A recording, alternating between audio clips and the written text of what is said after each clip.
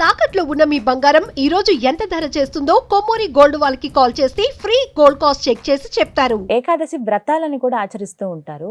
ఆ వ్రతాలు ఎలా చేయాలి, చేస్తే ఏమిటి అనేది కూడా చాలా మంది ఒక క్వశ్చన్ అడుగుతూ ఉన్నారు. ఆచరించే విధానం చెప్పండి, అలాగే చేస్తే కలిగేటువంటి ఫలితం ఏమిటి, ఎందుకు చేయాలి అనేది కూడా వివరించండి. అన్నిటికంటే గొప్పదైన వ్రతం ఏదైనా ఉంటే అది ఏకాదశి వ్రతం. అన్ని వ్రతాలు చేసి ఏకాదశి చేయకపోయారనుకోండి, ఏ వ్రతం ఫలితం రాదు. ఓ ఏకాదశి వ్రతం ఒక్కటి చేసి ఏ వ్రతము చేయలేదనుకోండి, అన్ని వ్రతాల ఫలితం ఏకాదశి ఇవ్వగలుగుతాం. మన శాస్త్రంలో ఉపవాసం అని చెప్పింది కేవలం ఏకాదశికి మాత్రమే. ఓ కానీ చాలా మంది ఈ రోజు మేము ఉపవాసం చేస్తున్నామండి, ఆ రోజు ఉపవాసం చేస్తున్నామండి, అలా ఇలా చెప్తారు. కానీ ఎక్కడ కూడా అంత నియమంగా ఉపవాసం గురించి చెప్పింది మన శాస్త్రంలో, అంత నియమంగా ఉండాలి అని చెప్పింది కేవలం ఏకాదశికి మాత్రమే. విష్ణువాసరము అని అంటారు. అన్నిటికంటే favourite day of lord Vishnu Ekadashi. Ekadashi వ్రతం వల్ల అసలండి దాని వల్ల వచ్చే ఆధ్యాత్మిక బెనిఫిట్స్ అనేవి మనం చెప్పలేము. ఉపవాసం అంటే ఫస్ట్ అందరూ మేము ఒకసారి ఏకాదశి వ్రతం గురించి చెప్పామండి, ఎలా ఉపవాసం ఉండాలి అన్ని విషయాలు చెప్పాక ఒకళ్ళు హ్యాండ్ రేస్ చేశారనమాట, మాకు ప్రశ్న ఉంది అని. అయితే ఏం ప్రశ్న ఉంది అని అడిగితే, ఏకాదశి రోజు ఏం తినచ్చండి అని ప్రశ్న అడిగారు అనమాట. గంట సేపు నేను లెక్చర్ ఏకాదశి ఉపవాసం ఎందుకు చేయాలి అని చెప్పాక ఏకాదశి రోజు ఏం తినచ్చు అని లెక్చర్ క్వశ్చన్ అడుగుతున్నారనమాట. అయితే ఉపవాసము అంటే ఏంటో ఫస్ట్ అర్థం చేసుకుందాం. ఉప అంటే దగ్గరగా, వాసం అని అంటే ఉండటం. ఉపవాసం అని అంటే భగవంతుడికి దగ్గరగా ఉండటం. ఏ ఉపవాసానికంటే ఇదే నియమం అండి. చాలా మంది ఏం చేస్తారు తెలుసా అండి, మేము ఈరోజు కటిక ఉపవాసం, నీళ్లు కూడా స్వీకరించట్లేదు అని హ్యాపీగా టీవీ ఆన్ చేసుకొని ఇలా బెడ్ పైన పడుకొని ప్రొద్దున నుంచి రాత్రి రాకే ఏ సీరియల్లో ఏ సినిమాలు చూస్తూ ఉంటారు. అయ్యా లేచి గుడికి రండి అండి, నామం లేదు, శరీరంలో ఓపిక లేదు, నిర్జల వ్రతం ఈరోజు. మనం అండి దేన్నైనా సరే ఎంత మెటీరియలిస్టిక్ గా మార్చే శక్తి మానవుడి దగ్గర ఉందండి. శివరాత్రి రోజు జాగరణ చేయండి అంటే లేట్ నైట్ షోలు వాటిలలో సినిమా థియేటర్లో కూర్చొని జాగరణ చేస్తుంటారు.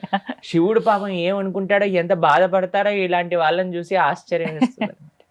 మనం దేన్నైనా సరే ఎలా పాడు చేయొచ్చో అంత, ఎంత ఫాస్ట్ గా మానవ బ్రెయిన్ పనిచేస్తుందంటే అంత పనిచేస్తుంది.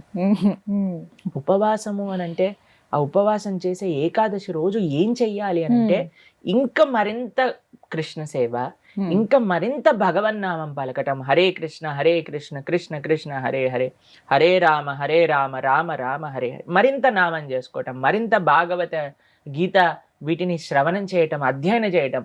ఇది ఉపవాసం, భగవంతుడు దగ్గరగా ఉండటం.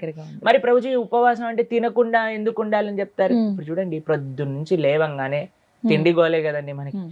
ఏం టిఫిన్ ఏం చేయాలి, దోశలు వేయటం, ఇడ్లీలు వేయటం, అటు వాయిల్ తీయటం, ఇటు చట్నీ చేయటం, ఇటు సాంబార్ చేయటం, పెట్టేయటం. దాని తర్వాత ఇది అయిపోగానే మళ్ళీ లంచ్కి ఏం కావాలి, భోజనం కోసం కూరగాయలు కట్ చేయటం, వంటలు చేయటం, మళ్ళీ తినగానే నిద్ర వస్తుంది, మధ్యాహ్నం పూట పడుకుంటాం, మళ్ళీ సాయంత్రం కావగానే ఇది అది. దాని తర్వాత మళ్ళీ రాత్రి డిన్నర్ ఏంటి, స్విగ్గీ జొమాటో అవి ఇవి, మళ్ళీ కిచెన్ క్లీన్ చేసుకోవడం, తుడుచుకోవటం, బాసనలు తోముకోవటం, వీటిలలోనే రోజంతా పోతుంది. ఏం చెప్పారంటే, అయ్యా నువ్వు దేవుడికి దగ్గరగా ఉండాలంటే వీటిని కొద్దిగా దూరం పెట్టాలి, అప్పుడే సాధ్యం అవుతుంది. తినకపోయామనుకోండి, కొద్దిగా తగ్గించామనుకోండి, మనకి నిద్ర రాదు అంతగా. ప్లస్ ఇంత పెద్ద తతంగం మొత్తం కూడా ఆఫ్ అయిపోతుంది, ఎంత సమయం మిగిలిపోతుంది. మీరు ఒక్కసారి ప్రయత్నించండి, ఒకరోజు వంట తిండి ఈ రెండు ఆపేస్తే అసలు ఆ రోజు ఏంటి ఇంత పెద్దగా ఉంది మనకి అని అనిపిస్తుంది అనమాట. ఎందుకంటే అంత సమయం మనకు ఉండిపోతుంది. కాబట్టి ఏకాదశి రోజు ఏంటి నియమం, ముఖ్య నియమం ఏంటి అని అంటే, ఎంత వీలైతే అంత భక్తితో ఉండటం, భగవంతుడి యొక్క ఆరాధన చేయటం, ఆలయానికి వెళ్ళడం, వైష్ణవుల సేవ చేసుకోవటం, భగవన్నామాన్ని జపం చేయటం, గీతా భాగవతాలు శ్రవణం చేయటం, సత్సంగంలో ఉండటం. ఇది ఏకాదశి ముఖ్య నియమం. దాని తర్వాత నియమం ఏంటి అని అంటే, ఆహార నియమం పాటించాలి. ఏంటి ఆహార నియమం పాటించాలి అని అంటే, ధాన్యంలో ఏకాదశి రోజు పాప పురుషుడు ఉంటాడు అని చెప్తారనమాట. ధాన్యం అని అంటే రైస్, దాల్, పప్పులు, తర్వాత గోధుమలు, తర్వాత వరి, వీటన్నిటిలో అనమాట.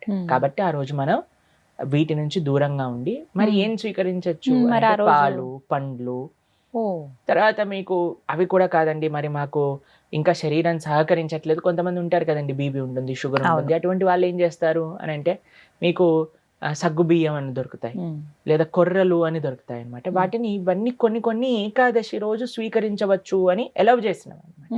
కాబట్టి ఇప్పుడు సరే రోజు సాబుదానా సగ్గుబియ్యం ఎలవ్ చేశారంటే సగ్గుబియ్యం పాయసం, సగ్గుబియ్యం వడలు, సగ్గుబియ్యం ఉప్మా, అన్ని ఒక 10-15 రకాలు చేసుకొని తినమని చెప్పట్లేదండి మేము. ఎవరికైతే వీలుంటుందో ఒక్క రకం చేసుకోండి, వాటిని ఆహారాన్ని స్వీకరించి శరీరం బాగుండేటట్టుగా చూసుకొని భగవంతుడి యొక్క సేవలో పెట్టుకో.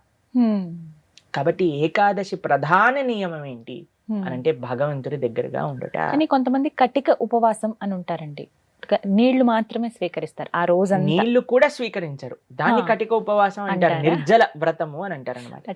చెయ్యండి ప్రభుజీ, మేము నిర్జల చేస్తూ బ్రహ్మాండంగా ప్రొద్దు నుంచి రాత్రి దాకా జపం చేసుకునే శక్తి మా దగ్గర ఉంది అని అంటే పర్ఫెక్ట్. లేదండి మాకు ఏదన్నా లోపలికి వెళ్ళండి, మాకు బ్రెయిన్ పనిచేయదు అని అన్న వాళ్ళు పాలు స్వీకరించండి, లేదండి పండ్లు స్వీకరించండి, లేదండి సగ్గుబియ్యంతో కొద్దిగా అంటే అలా ఉండొచ్చా? ఇందాక మీరు అన్నారు కటిక ఉపవాసం కనీసం. చాలా మంది భక్తులు ఉంటారు, చాలా మంది భక్తులు ఉంటారు, మా ఆశ్రమంలో ఎంతో మంది ఉంటారు. మరి మీ విషయం ఏంటి ప్రభుజీ, మీరు ఉండరా అని అంటే మేము మధ్యాహ్నం వరకు మాత్రం నీరు తీసుకోకుండా, ఏం ఆహారం తీసుకోకుండా ఉపవాసం. మధ్యాహ్నం వరకు మధ్యాహ్నం పూట కొద్దిగా పాలు, కొద్దిగా పండ్లు అలాంటివి స్వీకరిస్తాం అన్నమాట. అలా మేము ఏకాదశి ఉపవాసం చేయడానికి ప్రయత్నం. వ్రతం, ఏకాదశి వ్రతం అంటే ఏ విధంగా? ఉపవాసమే ఆనిస్తేనే వ్రతం అంటారు. ప్రతి నెలలో 2 ఏకాదశులు వస్తాయి. అవును. ఆ 2 ఏకాదశులు సంవత్సరం పాటు మొత్తం అన్ని ఏకాదశులు కానీ మనం ఉండగలిగితే దానికంటే గొప్ప వ్రతం ఇంకొకటి లేదు. ఏం జరుగుతుంది ఏకాదశి వ్రతం చేస్తే? భగవంతుడి యొక్క పూర్తి కృప మన పైన ఉంటుంది. ఏకాదశి భక్తి జనని అని అంటారు. మన మనసులో భగవంతుడి పట్ల ప్రేమ కలుగుతుంది, దానికంటే గొప్ప వరం ఇంకేం కావాలండి? నిజమే కదా. కాబట్టి ఏకాదశి వ్రతం తప్పకుండా చేయాలి. అందరూ కూడా ఆ ఏకాదశి వ్రత మహాత్యాన్ని తెలుసుకోండి, చక్కగా ఏకాదశి వ్రతాన్ని ఆచరించడానికి ప్రయత్నం చేయండి. ఇప్పుడు వైకుంఠ ఏకాదశి చాలా అద్భుతమైన రోజు, మీరు సంకల్పం తీసుకొని ముందుకెళ్ళడానికి. చాలా మంది మమ్మల్ని అడుగుతుంటారు, రోజు మా ఇంట్లో ఎవరో వెళ్ళిపోయారు, లేదా మాకు మైల్ ఉంది, అశౌచం ఉంది, మీరు ఎలా ఉన్నా ఏం జరుగుతున్నా ఏకాదశి మాత్రం పాటించవచ్చు, దాంట్లో ఏం ప్రాబ్లం. ఆ రోజు ఖచ్చితంగా ఇవి వింటే బాగుంటుంది, ఇవి పఠిస్తే బాగుంటుంది. భాగవతం వినాలి, భాగవతం చదువుకోవాలి, భగవన్ నామం జపం చేయాలి, కీర్తన చేసుకోవాలి, ఆలయానికి వెళ్ళాలి, కృష్ణుడికి తులసితో అర్చన చేయాలి. ఇవన్నీ ఏకాదశికి చాలా మంచి. ఆ రోజున ప్రత్యేకించి ఉత్తర ద్వార దర్శనం ఉంటుంది. అవును, వైకుంఠ ద్వార దర్శనము అని అంటారు. అన్ని ఆలయాలలో మనకి కలుగుతుంది. చక్కగా దర్శనం చేసుకొని వైకుంఠ ఏకాదశి కాదండి, అన్ని ఏకాదశులకి ఇవే నియమాలు. భగవద్ ఆరాధన, భగవన్నామ జపం, భాగవత స్మరణ, ఇవే అన్ని ఏకాదశి.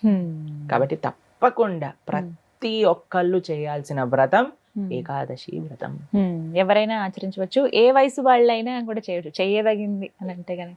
ఎస్, చేయగలమన్న ఓపిక ఉండాలి, ఆ ఆసక్తి, ఆ నిష్ట ఉంటే ఖచ్చితంగా ఎవరైనా పాటించవచ్చు అంటారు. కొత్త సంవత్సరంలో మేము ఎలా ఉండాలి మీ మాటల్లో? మా వరకు వస్తే మాకు న్యూ ఇయర్ కి ఇంకొద్దిగా సమయం ఉంది. మాకు ఉగాది నుంచి న్యూ ఇయర్, కానీ చాలా మంది చేస్తున్నారు న్యూ ఇయర్, కాబట్టి మీ అందరికీ హ్యాపీ న్యూ ఇయర్. న్యూ కొత్తదనం. ఒకసారి ఈ యొక్క శబ్దం గురించి మనం ఆలోచిస్తే, ఒక మార్పు మన జీవితంలో వచ్చే ఏ రోజైనా సరే మనకి న్యూ ఇయరే అండి. ఈ రోజు నేను నాకుండే ఈ చెడు అలవాటుని నేను మానుకుంటాను, రేపటి నుంచి నేను ఒక మంచి వ్యక్తిగా ఉండడానికి ప్రయత్నిస్తాను అని అంటే ఆ రోజు న్యూ ఇయరే మనకి. కానీ ఏ ఉత్సవం వచ్చినా సరే, ఏ ఒక మంచి పండుగ వచ్చినా సరే, దాన్ని మనం ఈరోజు రేపట్లో సెలబ్రేట్ చేస్తున్న విధానంగా చేసుకున్నాం అనుకోండి, అది న్యూ ఇయర్ కాదు ఎప్పటికీ కూడా. ఇప్పుడు ఏం చేస్తున్నారండి న్యూ ఇయర్ పేరుతో అందరూ కూడా ఎంజాయ్మెంట్. ఆ ఎంజాయ్మెంట్ ఏంటి? అర్ధరాత్రి పూట 12 o'clockకి హెల్త్ని పాడు చేస్తూ, వేరే వాళ్ళని హింసిస్తూ, వేరే జీవుల్ని హింసిస్తూ, ఇది ఎంజాయ్మెంట్ కాదు.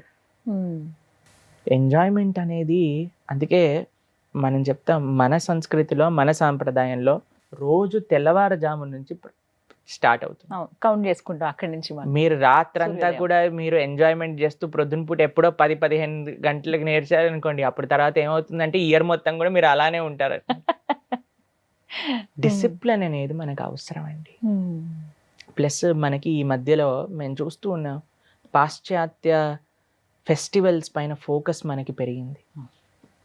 న్యూ ఇయర్ అంటూ, హాలోవీన్ అంటూ, ఇప్పుడు హాలోవీన్ ఫెస్టివల్స్ పెరిగిపోయాయి. ఇక్కడ చాలా మంది చూస్తున్నారు కదా హాలోవీన్ ఫెస్టివల్స్. ఇంతకు ముందు హాలోవీన్ మనకి ఎక్కువగా ఉండేది కాదు, ఇప్పుడు హాలోవీన్ స్టార్ట్ అయిపోయింది. దాని తర్వాత friendship day, mother's day, father's day, valentine's day, ఇవన్నీ పెరిగిపోయాయి. కానీ మన సంస్కృతి, మన సాంప్రదాయాలకు ఉండే ఉత్సవాలు మనకి పెద్దగా తెలియదు. నిజంగా చెప్పాలంటే కృష్ణాష్టమికి హాలిడే కూడా లేదండి. ఉండదు. భగవంతుడు మనకి ఆరాధ్య దైవమైన రాముడు, కృష్ణుడు, వాళ్ళ ఉత్సవాలకి మాత్రం మనకి తెలియదు. చాలా మంది కృష్ణుడు, నేను చాలా మంది అడుగుతామండి ఈ మధ్య యూత్ లో, కృష్ణుడు ఎక్కడ పుట్టారో తెలుసా, కృష్ణుడు యొక్క తల్లిదండ్రులు ఎవరో తెలుసా, తెలియదండి వాళ్ళకి. కానీ న్యూ ఇయర్ తెలుసు, వ్యాలంటైన్స్ తెలుసు, హాలోవీన్ తెలుసు, హాలోవీన్ లో ఎలా డ్రెస్ చేసుకోవాలో తెలుసు. ఇవన్నీ ఎలా తెలుస్తున్నాయి అని అంటే ఏం మనం నేర్పిస్తున్నాం, దేనికి మనం ప్రయారిటీ ఇస్తున్నాం. న్యూ ఇయర్ రెజల్యూషన్ అని మీరు అన్నారు, చాలా మంది అనుకుంటారు నేను న్యూ ఇయర్ ఈ రోజు ఎంజాయ్ చేస్తా, దాని తర్వాత నేను డిసిప్లైన్డ్ గా ఉంటా. ఒకసారి ఒక జిమ్కి వెళ్ళారనమాట, ఒక ఆయన మొత్తం నిండిపోయింది. అయితే ఏంటబ్బా ఇంతమంది ఉన్నారు ఏంటి అయ్యా, జిమ్ లో ఎక్సర్సైజ్ చేయడానికి ప్లేస్ లేదు అని అంటే, అయ్యా మీరు 1 జనవరికి వచ్చారు, మీరు 10th జనవరికి రండి, అప్పుడు ఖాళీ అయిపోతుంది అని అన్నారనమాట. ఎందుకంటే ఇప్పుడే వీళ్ళందరూ న్యూ ఇయర్ రెజల్యూషన్ తీసుకున్నారు, 10 రోజులలో వాళ్ళ ఇంథూజియాజం అంతా పట్టు అయిపోతుంది, దాని తర్వాత మీరు బ్రహ్మాండంగా రండి అని. కానీ నిజం ప్రభుజీ, చాలా మంది, ఈవెన్ నేను కూడా అందులో ఉంటానేమో, ముందు ఆరంభ శూరత్వం అంటారు కదా, ఫస్ట్ ఉంటుంది ఎలా అయినా చేసేయాలి, మనం చేద్దాము డెఫినెట్ గానీ.